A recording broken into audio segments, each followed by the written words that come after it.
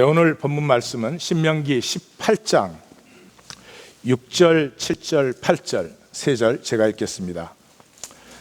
이스라엘 온 땅 어떤 성읍에든지 거주하는 레위인이 그 간절한 소원이 있어 그가 사는 곳을 떠날지라도 여호와께서 택하신 곳에 이르면 여호와 앞에 선 그의 모든 형제 레위인과 같이 그의 하나님 여호와의 이름으로 섬길 수 있나니 그 사람의 몫은 그들과 같을 것이요 그가 조상의 것을 판 것은 별도의 소유이니라.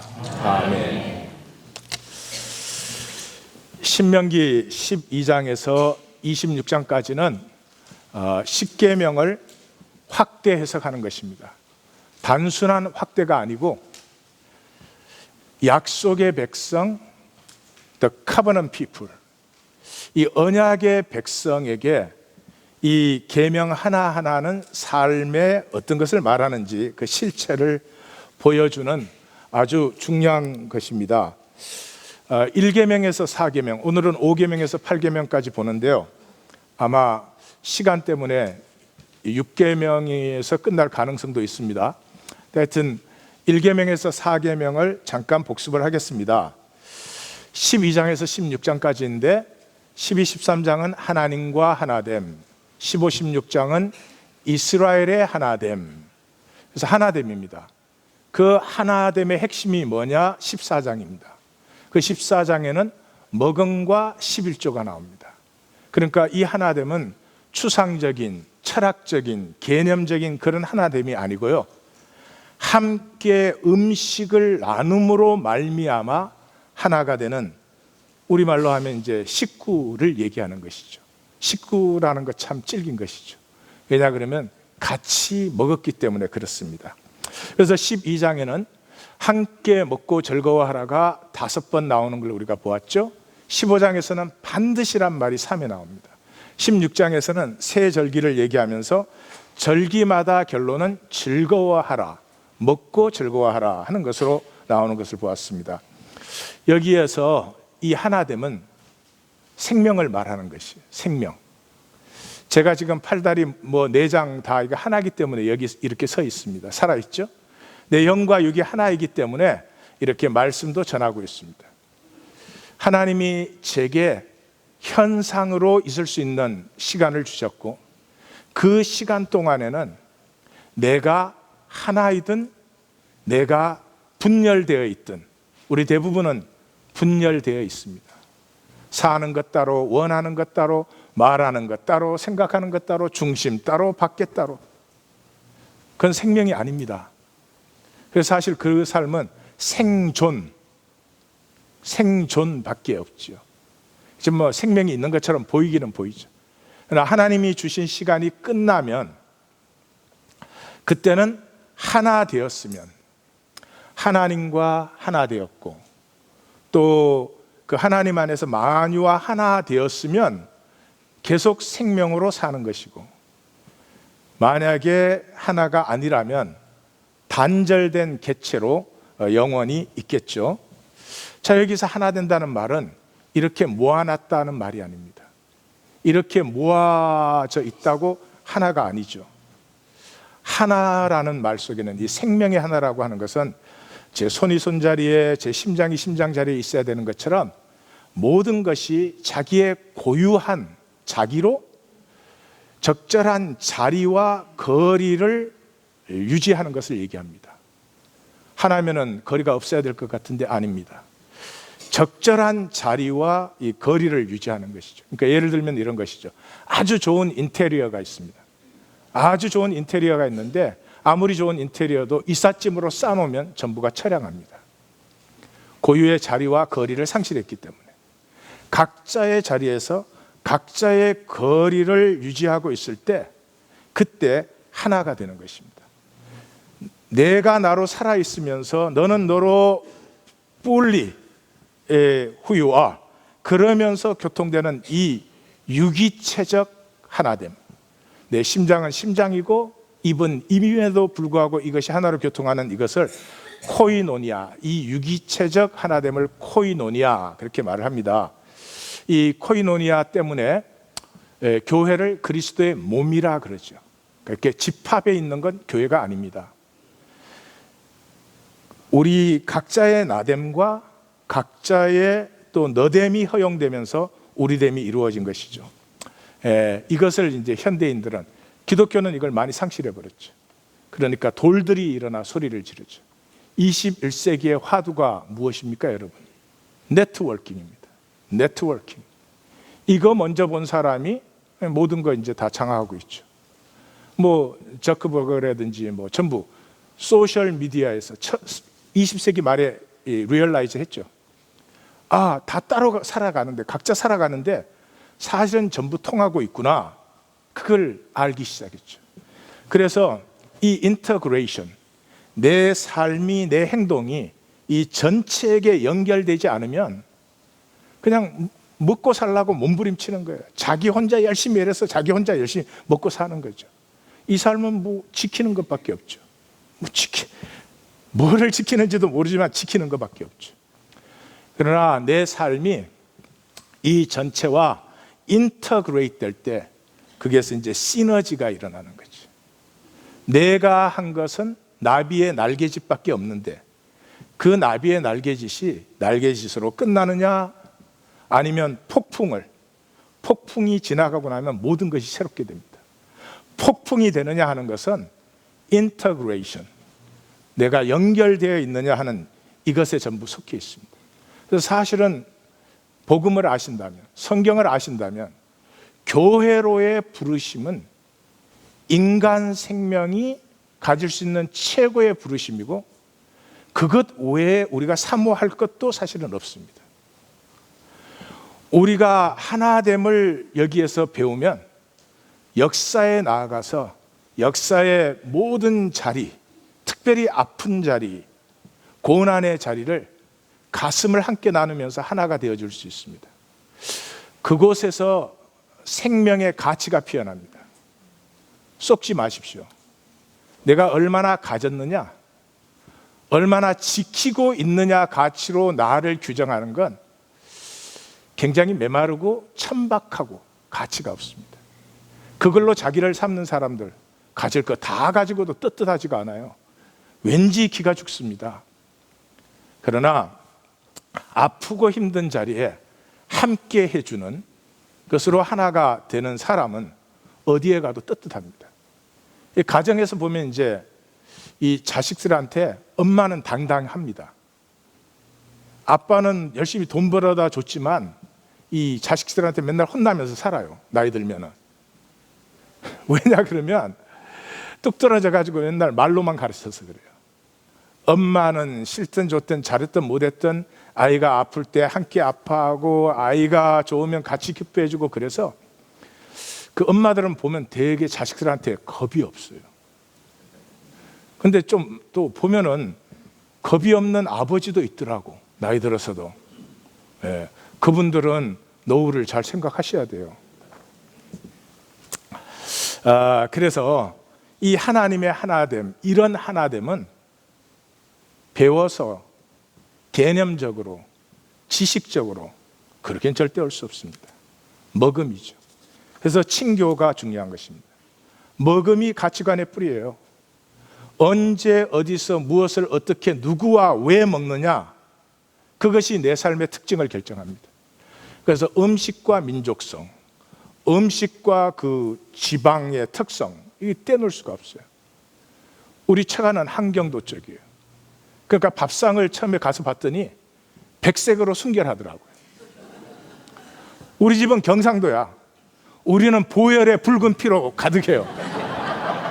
찌개를 끓여도 새빨개, 국을 끓여도 새빨개, 김치도 새빨개, 하여튼 다 그래요. 저 집은 김치도 흰김치. 처음에는 정말 먹기가 힘들더라고요. 먹을 때에 진정한 나가 그곳에 있습니다. 먹을 때 관심이 뭐냐는 거죠. 제일 불행한 사람은 먹을 때 생각하는 사람입니다. 음식을 생각하면서 먹는 거예요. 참 불행합니다. 현대인은 전부 생각하면서 먹죠. 음식은 존재로 즐기는 것입니다. 존재로. 그래서 그 음식을 먹고 있을 때 내게 관심이 나를 결정하는 것이죠. 그래서 예수님이 뭐 하셨어요? 예수님 가르쳤어요? 예수님 가르친 거 다 해야 브로셔 한 장도 안 돼요. 뭐 하셨어요? 3년간 제자들하고 같이 먹었죠. 삶을 나누면서 같이 먹었죠. 이 부활을 경험한 제자들이 뭐 했어요? 같이 먹기 시작했어요. 그 먹음은 그냥 위장 채우는, 사업상의 거래를 위해서 먹는 그런 먹음이 아니고요, 그냥 순수한 나로 그렇게 먹기 시작하니까 가슴이 열리죠, 통하죠, 아픔이 나누어지죠, 기쁨을 함께 즐기죠. 그러니까 방언이 나타나죠, 예언이 나타나죠, 기도가 나타나죠, 찬양이 나타나죠. 그런 걸 우리는 4세기부터 이런 예배 만들어뒀어요. 이런 예배. 이상한 사람이 하나 맨날 앞에 나와. 맨날 떠들어. 가만 들어보면 그 소리가 그 소리인데 그래도 어떻게 저렇게 잘 떠드나. 웃으시지만 나보다 더 한심한 사람은 성도님들이에요. 맨날 똑같은 자리 나와가지고 졸리는 모습으로 그리고 예배라 그래요. 예배란 말이 가치, 월트, 가치에서 나온 말이에요. 뭐가 예배예요? 거짓 가치로 살던 내가 이 예배 안에 들어오면 참 가치, 영원한 가치가 회복되어져요. 내 안에 바른 가치가 있으면 바른 삶은 열매로 나타나는 거지 내 힘과 노력으로 되는 것이 아니죠. 그래서 오늘 기독교의 최고의 사명은 사실은 친교의 회복입니다. 제가 볼 때 그래요. 이렇게 의식적인 예배라도 이 예배에 들어오시는 성도님들은 또 하나님 믿고 싶고 그게 간절한 기도도 있고 또 졸다가 가끔씩 들리는 말씀에 은혜도 받고 그러신단 말이에요. 소중한 것이 일어났어요. 그런데 친교실 가면 세계가 바뀌는 거예요. 새 세상이 임하는 거예요. 어디에 세일한대더라. 그 정도는 또 봐줄만 할지도 몰라. 어느 교회가 깨졌대더라. 그 정도도 참을 수 있을지 몰라. 저 여자는 오늘 왜 저러고 나왔냐? 그러니 그게 무슨 하나님의 생명이 피어나고 하나님의 하나 되게 하심이 일어날 수가 있어요. 가장 본질적인 것을 상실했죠. 예배실과 친교실이 연결되지 않으면 친교실과 삶이 연결될 수가 없습니다. 친교실의 먹음 속에 여기서 들었던 말씀과 은혜와 고백되지 않으면 이 기독교인의 위선적이고 이중적이고 바리새적인 모습은 아마 넘어서기가 어려울지 모릅니다. 하나됨이라고 하는 것, 이 개념화돼서 너무 아깝습니다만은 하나 되었다는 말은 다른 말로 하면 정죄가 없다는 거죠. 식구는 정죄 안 하잖아요. 식구가 잘못하면 오히려 감싸주잖아요. 그 왜 정죄가 없어요? 정죄가 없을 때 어떤 일이 일어나요? 두려움에서 자유해져요. 그러니까 우리 애들도 보면 아주 쥐뿔도 잘한 것 없는데 아주 우리 앞에 오면 어떻게 저렇게 당당하고 큰 소리를 치는지 미안해 해도 보통 미안해 해야 될 게 아닌데 그런 생각이 떠오르면 또 엄마 생각이 나요. 참 엄마 앞에 난 대단히 담대했어요. 어릴 때부터 어떻게 그렇게 못되게 굴 수가 있을까? 옆에 분들이 나 그런 줄 알았어. 지금 생각하면 땡깡을 부리는데 아무리 철이 없어도 어떻게 그런 땡깡을 부리나? 뭐예요? 엄마니까 정죄함이 없으니까 담대함이지. 정죄가 없다는 말은 두려움이 없다는 말이에요. 이 두려움만 없으면 우리 모두는 자유합니다. 지금같이 절대로 안 삽니다. 근데 두려움의 뿌리가 뭐예요? 죄입니다. 죄가 없으면 두려움이 없습니다. 돈 떨어질 때 두렵죠? 돈이 아닙니다. 더 깊이 보세요. 죄입니다. 죄 없는 사람은 돈 떨어져도 걱정 안 됩니다. 뭐 예수님이나 사도 바울이나 언제 돈 떨어져서 걱정해 본 적 있어요? 그렇지 않아요. 그 정도까지 갈 것 없습니다. 이 아무것도 아닌 죄가 예수님 만나고 나서는 우리 살림이 아슬아슬한 살림입니다. 제 핸드폰을 보면은 우리 와이프가 넣어준 그 메모리가 하나 있어요. 거기 보면 우리 집이 한 달 동안 쓰는 거 이렇게 딱 되어 있어요. 우리 와이프하고 나하고 의견이 안 맞는 건 딱 한 가지밖에 없어요. 연보. 난 살림을 몰라. 그러니까 많이 하고 싶어요. 전 예수 믿고부터 많이 하고 싶어요. 그게 기쁨이었어요. 근데 제 아내는 딱 지정된 것에 살림을 살아야 되니까, 그렇게 주고 나면 살림이 안 되니까 한 번은 내 폰에다 이제 다 일일이 넣어놨어요. 예. 근데 거기에 보면 한 가지 빠져 있어요. 제 용돈 200불은 거기에도 빠져 있어.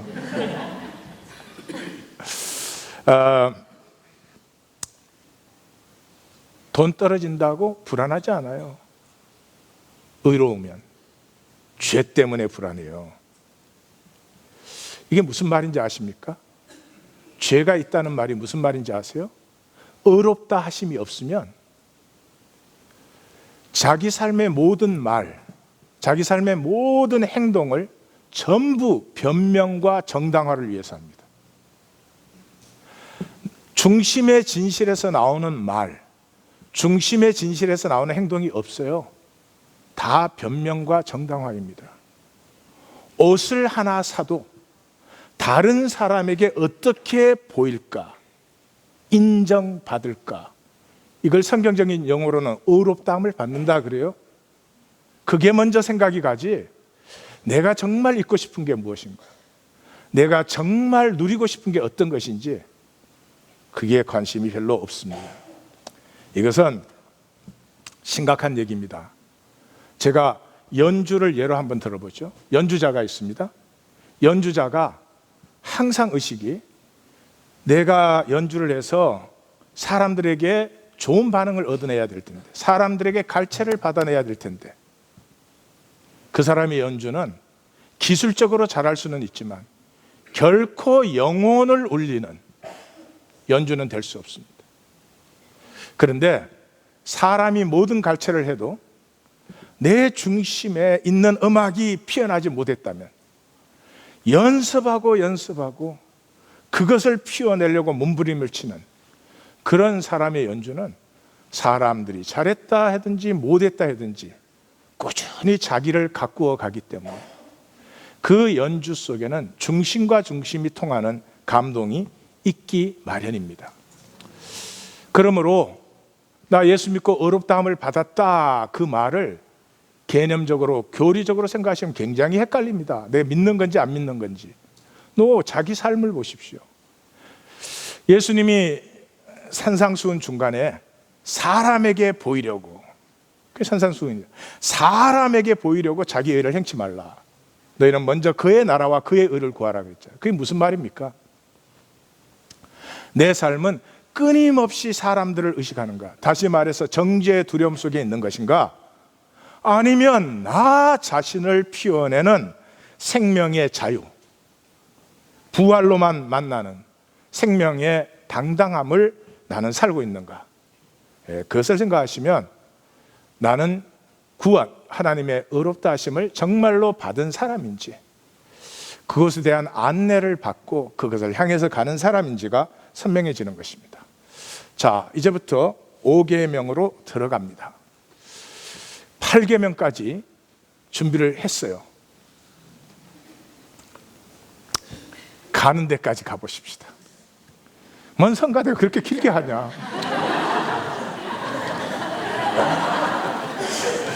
예, 성가대가 반란을 일으켜서 지만 기냐, 우리도 길게 하자 이래가지고. 그래서 나는 1년 내내 길게 하지, 성가대는 1년에 한 번이니까 내가 뭐 할 말이 없지. 근데 아주 잘하셨어요. 좋았어요. 예, 예. 자, 5계명으로 들어갑니다. 5계명, 내 부모를 공경하라죠. 우리는 이게 부모님한테 잘해라, 그거밖에 못 보죠. 그러나 성경이 말씀하기는 그런 것 이상의 의미예요. 왜 그런 것 이상의 의미냐 그러면 모든 계명이 약속이라는 것을 중심에 갖고 있어요.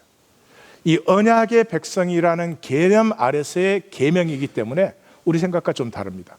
5계명의 구조를 보면 이렇게 되어 있어요. 재판이 앞에 나오고 뒤에 도피성이 나와요.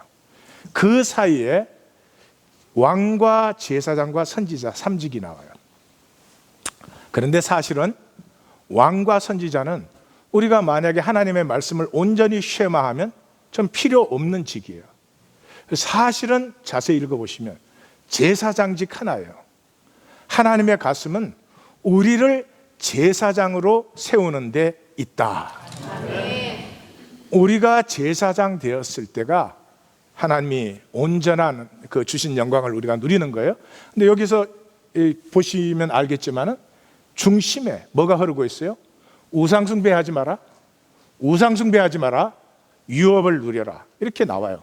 그러니까 성경을 읽을 줄 아는 사람은 우상숭배하면 유업을 못 누리는 것이고 유업을 누리면 우상숭배하지 않구나 하는 것을 이제 볼 수가 있죠. 자, 이 우상숭배는 제2계명에서 나오는데 너는 자기를 위하여 이렇게 시작됩니다. 우상 만들지 말라, 형상 만들지 말라, 이것에 너는 자기를 위하여, 이것이 이제 먼저 나오죠. 자기를 위하는 것이 하나님이 당연히 우리에게 원하는 것이죠. 왜 이것이 문제되죠? 자기를 위할 때 단절을 전제로 자기를 위하기 때문에. 이건 거짓이에요. 이 세상에 단절된 건 아무것도 없어요. 들꽃 한 송이도 혼자 필 수는 없어요. 땅과 하늘과 바람과 햇빛과 이 모든 것과 연결되었기 때문에 들꽃 한 송이도 피어나는 것처럼 단절은 illusion, 허상입니다. 너는 어떻게 돼도 나는 내 이익 챙긴다, 허상입니다. 그렇게 되지도 않고 그렇게 해서 보람도 없고 그렇게 생명은 피어날 수가 없습니다. 그래서 성경은 선명하게 보여주죠.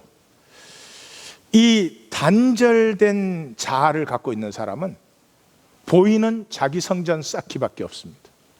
어떻게 하면 사람들한테 내가 멋있게, 위대하게, 좀 대접받는 모습으로 보이나? 그밖에 없어요. 단절되었으니까. 또 그거 지키기에 모든 걸 다 드립니다. 그래서 하나님이 이스라엘 역사에 두 왕을 보여줘요. 하나는 다윗이에요, 하나는 솔로몬이에요. 둘 다 통일 왕국을 다스렸습니다. 하나님이 약속한 약속의 땅 전체를 다스린 사람은 이 두 사람밖에 없습니다. 그런데 다윗은 왕궁 짓지 않았습니다. 다윗은 성전 못 지었습니다. 피 묻은 인간의 손으로. 우리의 손에는 피가 다 묻어 있습니다. 아십니까? 우리의 손에는 피가 묻어 있습니다. 피 묻은 손으로 지은 성전에 하나님은 거하지 않는다 하는 것을 알았습니다. 성전도 못 지었습니다. 그럼에도 불구하고 그는 이 인간 역사에 가장 아름다운 통치를 보여주었습니다. 솔로몬은 왕궁, 성전, 국고성, 병고성, 찬란한 외교망 다 이루었습니다.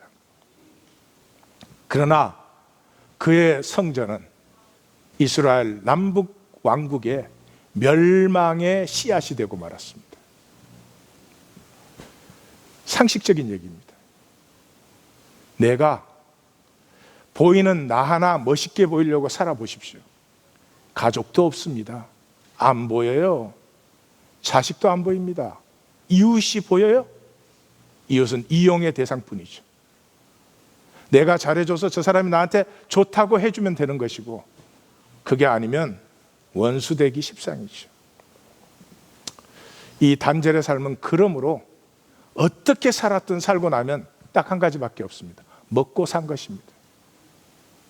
생존. 무엇을 먹을까? 무엇을 마실까? 무엇을 입을까였습니다. 스스로 절대로 떳떳하지 않습니다. 내가 내 삶을 돌아볼 때 참 가치 있다. 잘 살고 못 살고가 아니라 내 살아온 삶 자체가 나름대로의 보람과 가치를 느낄 수가 없는 것이죠. 여기서 주의하실 것은 요 재판으로 시작해서 도피성으로 끝나는데 그 한가운데 이제 제사장, 왕 제사장 이 삼직이 있었지 않습니까? 요 똑같은 구조를 우리가 만났죠. 어디서 만났어요? 신명기 시작할 때 신명기의 서론이 되는 1장에서 4장 재판으로 시작해서 도피성으로 끝났죠. 그 가운데 초월적인 섭리와 초월적인 하나님의 나라를 만났죠. 그러니까 이 성경은 못 읽어도 앨리스 눈치라도 있는 사람이라면 이 세 직은 초월적인 하나님의 약속의 증인들이구나. 이 사람들이 하나님의 초월적 약속, 초월적 세계를 백성들에게 보여주는 사람이구나. 이 사람들이 우상을 섬기지 않고 유업을 누리는 모습이 백성들로 하여금 약속의 백성으로 세우겠구나. 이렇게 눈치가. 옆에 물어봐요. 지금 무슨 눈치 얘기하는 거야 지금?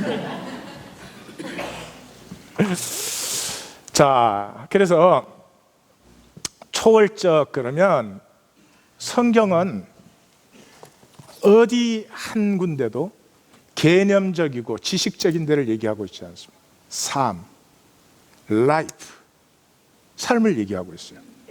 그래서 여기에 초월적이라는 말은 세상 가치와 다른 차원을 얘기합니다. 세상이 뭐 하는 거죠? 먹고 사는 거죠. 얼마나 편하게 잘 먹고 잘 입냐? 그거 세상 아닙니까?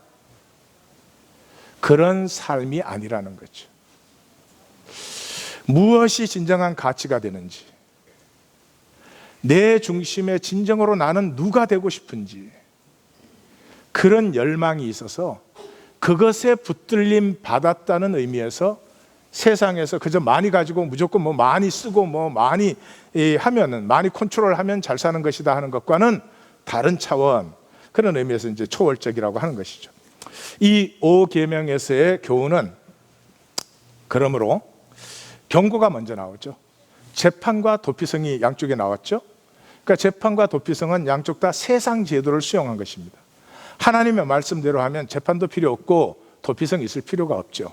그러니까 우리의 이 연약한 육체됨 때문에 하나님이 재판과 도피성을 주셨어요. 그리고 우리가 말씀과 만나야 되는데 우리가 연약해서 말씀을 직접 잘 못 만나니까 그것을 중간에 매개체로 하는 인간 제도를 우리에게 주셨죠. 그게 기독교의 교리와 제도와 전통이에요. 이걸 절대화하면 안 돼요. 나는 기독교식의 신앙을 고백하고 기독교 제도 안에서 기독교의 전통적인 종교 생활을 하고 있다. 그러므로 나는 구원받았다. 그건 굉장히 웃기는 일이다. 이게 매개체에서 말씀을 만나야 되는데 바리새인들이 뭐예요? 자기들이 만든 제도를 절대화해가지고 거기에는 흠이 없는 사람들이에요. 그러나 말씀을 만난 적이 없죠. 그러니까 말씀은 죽여야 되는 거죠. 그래서 실제는 잃어버리고 보이는 인간 제도만 갖고 있는 사람이에요. 예수님은 이걸 설명해 주죠. 성전에 두 사람이 올라갔어요. 한 사람은 세리예요. 한 사람은 바리새인이에요. 바리새인은 이 제도의 완전한 사람입니다. 그 사람은 사람만 봅니다. 그러니 사람들을 보니까 자기가 얼마나 의로운지 말로 다 할 수가 없어요. 세리는 올라가서 하나님을 바라봅니다. 그러니까 멀찌감치 있어서 감히 하늘을 우러러보지 못하고 가슴을 치면서 나를 불쌍히 여기소서 그러는 거죠. 한 사람은 사람에게 보이는 삶이었습니다. 한 사람은 하나님 임재 앞에 삶이었습니다. 바리새냐 세리냐 이런 것이 중요하지 않습니다. 내 삶은 사람들에게 보이고 있는 삶이냐 아니면 하나님 임재 앞에 삶이냐, 그것이죠. 그 다음에 이제 세 직이 나옵니다. 왕에는 간단하죠. 뜨리돈, 원두 그렇게 나와요. 뜨리돈이 뭐냐? 군대 여자 부 많이 갖지 말아라. 아니 그거 하려고 왕 하는데 그거 하지 말라 그러면 무슨 재미야? 세상의 왕은 저거 하는 거 아니에요. 근데 전혀 다른 왕의 모습이 나타나요. 그리고 오직 한 가지 뭐 하라고요? 말씀 읽고 지켜 행하고 있어요. 쉐마하라는 거죠. 왕이 그거 하고 있으면 나라가 어떻게 될까? 그래서 잘 생각해 보십시오. 힘 길러서 힘으로 나라를 지키려는 왕과 정말 백성들 앞에 쉐마의 본이 되려는 왕, 어느 국민이 건강할 것이며 어느 나라가 강건할 것이며 어느 나라가 정말로 피하지 않는 승리를 가진 나라가 될 것인가 생각해 보시면 사실은 간단한 문제입니다. 제사장도 역시 하나입니다. 시온의 대로 제사장에 대해서는 분깃도 기업도 없다. 여호와가 기업이다 그럽니다. 그러면 여호와가 기업이라고 하는 이 말을 딱 듣는 순간에 벌써 알죠. 그러면 이 제사장은 여호와만 바라면 되겠구나. 여호와가 기업이신데 여호와만 바라보면 굶어 죽일까요? 헐벗게 할까요? 그냥 착하게 대답해요. 그렇게 신경질적으로 하지 말고. 그래서 이상한 얘기가 나오죠. 레위인 중에서 간절한 소원이 있어서 택하신 곳, 예루살렘 성전 택하신 곳에 이르면, 그러면 거기서 그 예루살렘의 레위인과 똑같이 섬기게 하고 똑같은 몫을 받게 하고, 고향을 떠나면서 레위인은 전국에 흩어져서 마을마다 섬기잖아요. 그곳에 받은 기업을 파는 것은 보너스로 자기가 갖게 해라. 보너스는 내 말이요. 자, 이게 무슨 말이냐? 이런 말이에요. 시편 84편이 그러잖아요. 만군의 여호와여, 주의 장막이 어찌 그리 사랑스러운지요. 내 영혼이 여호와의 궁정을 사모하여 쇠약함이요. 여러분, 사랑이 뭔 줄 아십니까? 쇠약해지는 거죠. 자식을 사랑하기 때문에 자식의 일에 대해서는 마음이 쇠약해집니다. 하나님을 사모하고 그 임재를 사모해서 마음이 쇠약해진대. 옆에 분은 나 지금 쇠약해. 그래서 그 여호와의 성전에 와서 보니까 참새도 제 집을 얻고 제비도 새끼들 보금자리를 찾았나이다. 참새도 부럽고 제비도 부럽습니다. 그래서 어떻게 해요? 주께 힘을 얻고, 그 하나님의 임재를 사모하는 사람은 힘을 얻어요. 어디에 힘을 얻어요? 그 마음에 시온의 대로가 있어요. 그 하나님을 끊임없이 사모하는 시온의 대로가 있는 자는 복이 있나이다. 그렇죠? 어떤 복이 있어요? 눈물 골짜기로 지나갈 때, 이 눈물 골짜기라는 말은 박하 골짜기라는 뜻이에요. 그 박하는 가시나무입니다. 그래서 이 비가 내리지 않는 사막에 있기 때문에 1년 내내 수분을 정발시키지 않도록 빼빼 마른 가시로 존재해요. 가시로 존재하다가 한 주에서 한 주 반 그 사이에 비가 왕창 내립니다. 그럼 와디라는 거, 겨울도 생기고 그러는데, 그때 그 빼빼 마른 가시나무가 잎을 확 피어내면서, 저는 그 이스라엘에 갔을 때 그걸 봤는데요. 그 신기하죠? 바로 하루 전에 그렇게 빼짝 말라있던 나무가 그 잎이 푸르르게 확 나면서 꽃이 그냥 연달아서 피어납니다. 꽃이 연달아서 피어나고 금방 떨어지면서 열매가 딱 맺어요. 열매를 딱 이렇게 그 숙성하게 한 다음에 그대로 또 가시나무로 돌아갑니다. 내년 비가 올 때까지 그걸 기다립니다. 그렇게 참혹한 곳입니다. 그 눈물 골짜기로 지나갈 때 많은 샘의 곳이 되게 한대요. 우리 사람 사는 게 다 박하 골짜기요.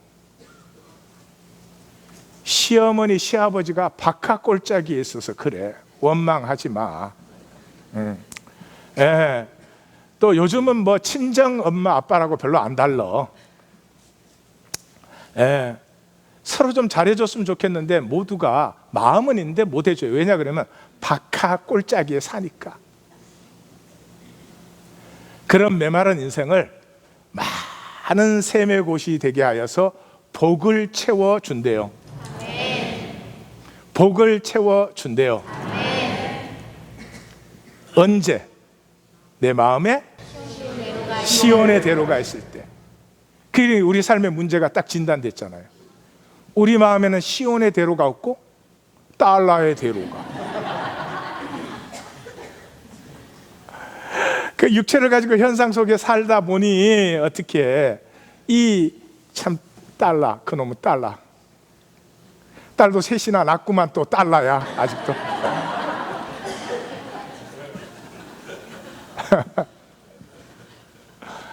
예, 여성 차별하는 건 아니에요. 그 남자가 훨씬 낫다 이거지 뭐.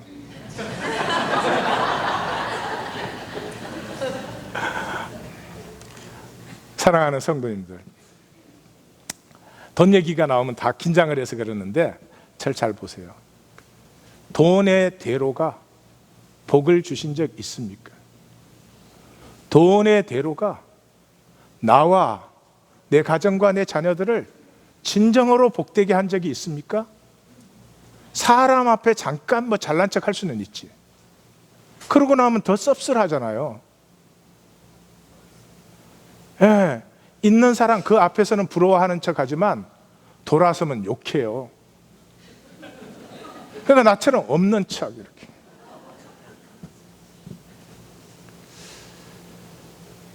생명의 자유를 만나지 못하면 뭐 알아도 그렇게 살 수밖에 없어요. 다른 길이 없잖아요. 사랑하는 성도님들의 그 중심에 시온의 대로가 활짝 열리시기를 주님의 이름으로 축원합니다. 네. 선지자는 누구예요? 그것도 간단하죠. 뭐 내 말을 그 입에 두어서 그가 내 말을 한다는 거죠. 그리고 우상 숭배 나오는 건 7가지 금지가 나오고, 우상 숭배 금지의 제일 결론이 뭡니까? 저를 한번 따라 해 보십시오. 너는 내 하나님, 여호와 앞에서 완전하라. 예, 그렇습니다. 이것이 이 모든 것의 중심입니다. 보시면 알겠지만 왕과 도피성으로 시작하잖아요. 그 가운데 우상 숭배가 가운데 있고, 한쪽에는 제사장을 얘기하고 한쪽에는 선지자를 얘기합니다. 제사장은 누구입니까? 가슴, 그 중심에 시온의 대로가 있는 사람이죠. 선지자는 말씀이 있는 사람이에요. 그것을 우리가 누릴 수 있는 열쇠는 딱 하나밖에 없습니다. 우상 숭배를 하지 않아야 됩니다. 거짓 가치를 살면 안 됩니다. 그래서 완전하라는 말은 행동이나 뭐 삶이 완전해로가 아니라 내 중심의 가치, 내 존재의 중심은 2개일 수 없습니다. 존재의 중심이 2개면 큰일 나겠죠. 존재의 중심은 하나밖에 없어요. 하나밖에 없습니다. 그런데 그 하나가 하나님으로 채워져 있습니까? 아니면 다른 가치로 채워져 있습니까? 우리는 스스로 이렇게 속일 수 있습니다. 나는 뭐 하나님 그래도 90%야. 세상 10%야. 노. 중심은 그렇게 되지 않습니다. 자식 사랑하는데 그렇게 되십니까? 90% 사랑하고 10%는 미워해요. 아닙니다. 미워하는 모습이 나타날 수 있어도 그 중심에는 사랑입니다. 거짓 가치를 섬기면, 중심이 하나님께 있지 아니하면 시온의 대로도 하나님 말씀의 약속도 누릴 수가 없는 것이죠. 결론으로 갑니다. 6계명, 7계명, 8계명은 홈페이지에 들어가서 세미나 섹션에 들어가면 그게 아주 자세히 되어 있으니까 관심 없는 분은 제가 얘기해도 안 들을 것이고, 있는 분은 들어가서 만나면 됩니다. 응? 자, 교훈으로 들어갑니다. 교훈은 여러분 10계명 전체의 교훈입니다. 이건 사실은 중심의 비밀입니다. 중심이 뭐예요? 성도님들, 중심이 뭐냐? 하나 되는 것이 중심이에요. 사람과 하나가 되든지, 돈과 하나가 되든지, 하나님과 하나가 되든지, 하나 되는 건 중심으로밖에 못 돼요. 다른 길이 있어요? 제가 제 아내와 하나가 되는데 내 중심은 딴 데 놓고 모든 막 물방울 다이아 뭐 온갖 좋은 거 다 해줘. 아니, 예를 들어서 아무리 가능성이 없지만 얘도 못 드나요? 참나. 그 하나 됩니까? 안 됩니까? 예, 절대로 안 되죠. 중심이라고 하는 것은 실제 삶에서는 별로 쓸모가 없는 듯이 보이는데 존재에는 이것 이상의 것이 없습니다. 하나 되는데 필요한 것이죠. 이 중심에 하나님이 계시면, 이 얘기를 한 사람은 어거스틴이라고 하는 분이 얘기를 했어요. 하나님이 계시면 통합의 역사가 일어납니다. 먼저 아내와 통합되기 시작합니다. 자녀들과도 하나가 되기를 누리기 시작합니다. 내 삶에 내가 사는 것이 참 연약하고 부족함에도 불구하고 살아가는 세계가 하나로 인터그레이트 되기 시작합니다. 하나님이 그 중심에 있지 않은 사람은, 잘 들으십시오, 이제까지 뭐 기독교 생활을 어떻게 했든 하루하루 살면 하루하루가 단절로 끝나버립니다. 1년을 그렇게 열심히 살았는데 쇼핑할 돈 벌었다, 그거 다 또 나갔지 쇼핑으로. 그것 외에 하루하루가 떠내려간 하루예요. 그런데 하나님이 내 중심에 계시면서부터 하나로 연결되는 역사가 인터그레이션이 일어나기 때문에 내가 산 하루하루는 부족했음에도 불구하고 이것이 합력하여 선을 이루어 좋았더라, 좋았더라, 심히 좋았더라가 피어나는 거죠. 제가 62인데 40대 제가 훨씬 더 쌩쌩했죠. 40대 나하고 지금 나하고 바꾸자. 어림도 없습니다. 어림도 없습니다. 지금 훨씬 삶의 통합이 더 많이 이루어지고 있습니다.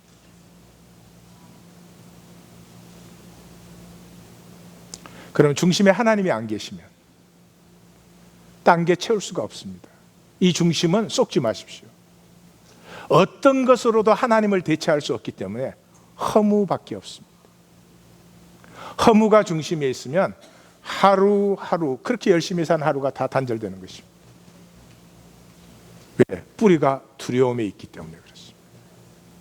내 이 작은 삶이 날개짓으로 끝나느냐, 아니면 하나님 안에서 모든 것과 연대되어 시너지를 일으키는, 단순히 시너지라는 결과뿐만 아니라 살아갈수록 만물과 하나가 되어지는 이 영원한 하나임, 하나됨이 아니고 우린 처음부터 하나임이었잖아요. 이것을 영생이라고 하는 것입니다. 시편 133편, 형제가 연합하여 동거함이 어찌 그리 선하고 아름다운고, 그곳에서 하나님께서 복을 명하셨나니 곧, 할렐루야. 1분 줄었어요. 자, 이 중심이 그럼 뭘 하는 거냐? 그냥 나 혼자 좋은 거 아니라는 거죠. 세상을 변혁시킵니다. 잘 들어보십시오. 제자들과 갈릴리 사람들이 예수님을 따라 예루살렘에 들어갑니다. 무슨 생각을 하고 따라왔을까요? 무슨 생각을 하고 따라왔을까요? 여러 가지 생각이 많겠지만 중심은 분명합니다. 뭔가 새로운 세상을 기대하면서, 지금 이건 살만한 세상이 아니야. 새로워져야 돼. 인간의 생각이니까 부족했죠. 저 나쁜 제사장들, 바리새인들 싹 몰아내고 우리가 다스리면 잘 다스릴 거야, 이렇게 생각했죠. 생각은 잘못되었지만 새로운 세상을 바랐기 때문에 예수님 따라온 것입니다. 기독교에 왜 들어오셨습니까? 나 하나 복 받으려고 들어오셨습니까? 잘못 오셨습니다. 죄송하지만 정말 잘못 오셨습니다. 기독교에 들어오시는 이유는 딱 한 가지밖에 없습니다. 이 세상이 이대로 가서는 안 되니까. 하나님 나라라는 건 모르셔도 좋습니다. 그렇지만 이렇게 사는 세상을 우리 다음 세대에 또 물려주면 안 되지. 이 세상은 새로워져야 돼. 그것 때문에 올라왔어요. 그렇게 올라온 제자들이 만난 새로움은 어떤 새로움이었습니까? 십자가와 부활에서 만난 것은 어떤 새로움이었습니까? 부활 전까지 제자들의 생애는 한마디로 말하면 두려움이었습니다. 계집종 앞에서 저주하고 맹세하며 부인했습니다. 그런데 십자가와 부활이 지나고 성령이 임했을 때, 이 말하기 무서워요. 성령 그러면 또 기독교에서는 현상 얘기합니다. 현상 막 북작북작 옥작북작 막 그런 현상 있을 수 있죠. 그보다 훨씬 중요한 것은 성령이 임하시면 내 중심의 진실이 회복되지요. 그것이 회복되었을 때 어떻게 되었습니까? 계집종 앞에서 두려워하던 제자들이 산헤드린, 사형권을 가진 산헤드린 앞에서 뭐라고 했습니까? 다시는 예수의 이름으로 말하지도 가르치지도 말라 그러니까 그들은 사형권을 갖고 있는데 이렇게 말했습니다. 그러면 당신들이 나한테 얘기해봐. 내가 하나님의 말을 들어야 되겠어? 당신들의 말을 들어야 되겠어? 이 담대함은 어디서 나온 것입니까? 그렇습니다. 죄사함을 받은 것입니다. 그 참혹한 죄의 온갖 미스테이크를 전혀 상관하지 않는 하나님. 육체의 인간은 죄가 전공입니다. 하나님은 그게 문제가 아닙니다. 너 중심에, 너가 바리새인처럼 겉으로 아무리 완벽해도 너 중심에, 너의 생명은 나와 약속 속에 있는 거야. 약속은 중심으로밖에 못하죠. 그것이 있는 거야. 이 두려움이 내 죄를 오히려 합력하여 선한 열매로 풍성하게 만드시는 하나님을 만난 그 담대함이 있을 때 우리는 참 가치를 누리기 시작합니다. 거짓 가치에서 떠납니다. 여러분, 거짓 가치가 뭐죠? 행위 뒤에 만드는 것이 거짓 가치예요. 프레드릭 니체가 이런 말을 했어요. 사람들은 전쟁에 갔다 오면 기념비를 만든다. 기념비 만들 전쟁이 어디 있습니까? 우리끼리 싸웠는데 거기에다 이름을 뭘로 붙였든지 이슬람이라고 붙였든지 공산주의자라고 붙였든지 우리끼리 싸운 싸움에 어떻게 기념비를 만들어요? 부끄러워해야죠. 이제는 전쟁이 끝났으면 같이 손잡고 앉아서 회개해야지. 무슨 기념비예요? 그러나 우리는 꼭 기념비를 만듭니다. We build a monument. 왜? 우리가 희생한 거니까 it must be worthy. 이게 반류가 돼야 된다는 거죠. 그건 거짓 가치입니다. 참 가치는 원래부터 있는 것입니다.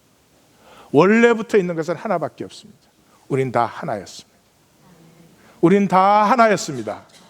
지금도 단절될수록 불쌍하고 비극적인 것입니다.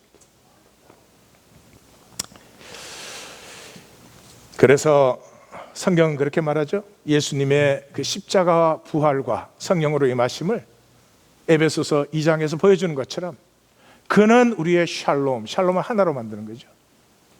둘로 하나를 만드사 원수된 것, 중간에 막힌 담을 자기 육체로 폐하시고 이 둘을 한 몸으로 하나님과 화목하게 하여서 모든 원수된 것을 소멸하셨도다. 모든 원수된 것을 소멸하셨도다. 옆에 분에게 나하고 이제 원수 아니다 얘.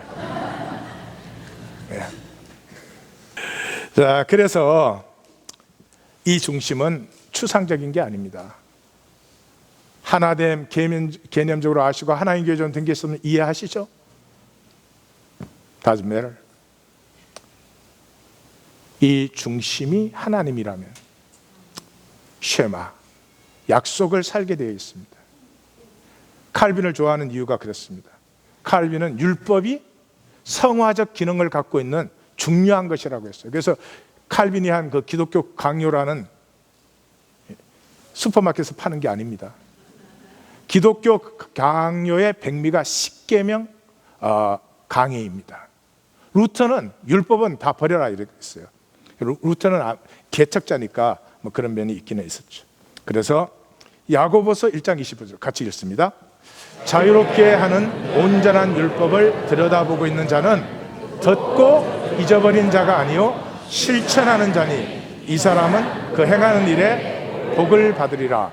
이 사람은 그 행하는 일에 그러니까 듣고 저희 가서 잊어먹으면 복은 끝난 거고, 듣고 저희 가서 고백을 나누면 어떻게 해요? 복을 받으리라. 자, 한 걸음 더. 나의 중심에는 하나님이 계십니까? 허무가 자라고 있습니까? 전 기독교가 정말 겁납니다. 정말 두렵습니다. 중심에 뭐 있느냐 상관없이 하나님 믿는다, 하나님 일을 한다, 정말 방방방 뜁니다. 무서워요. 무서워요.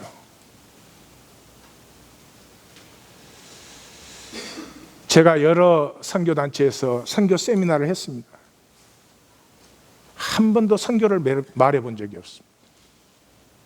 저는 언제나 속사람의 비밀과 하나님 나라만을 말했습니다. 왜? 아무것도 안 하셔도 좋습니다. 내 중심이 하나님이면 삶이 피어나고 열매가 맺히게 되어 있습니다. 내 몸을 불사르게 내어주셔도 중심에 하나님이 없다면 나도 허무하지만 너도 허무해지는 것입니다. 기도하십시다.